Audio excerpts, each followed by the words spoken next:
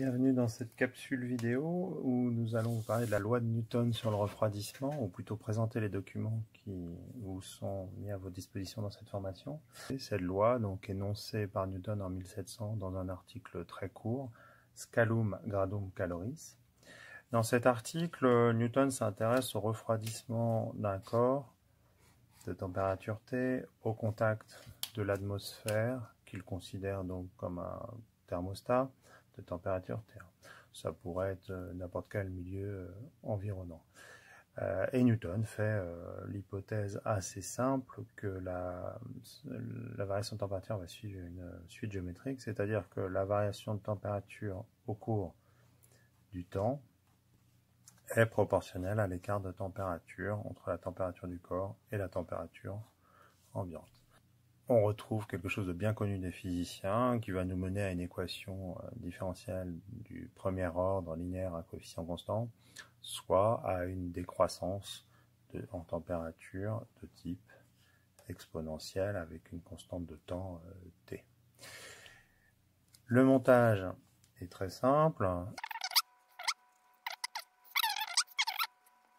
La méthode 1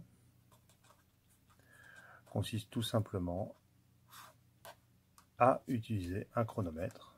Alors, les élèves peuvent utiliser leur smartphone comme chronomètre et de faire un relevé de température toutes les minutes, pendant 30 minutes par exemple.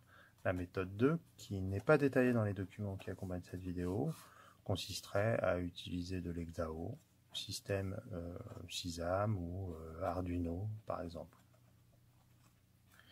Et la méthode 3, qui s'appuie sur un article en anglais fourni en document d'accompagnement de cette vidéo, consiste à utiliser un smartphone pour réaliser ce qu'on appelle une time-lapse, c'est-à-dire une suite de photos qui ensuite vont constituer un film. Dans notre expérience, nous avons décidé de prendre une photo toutes les 30 secondes.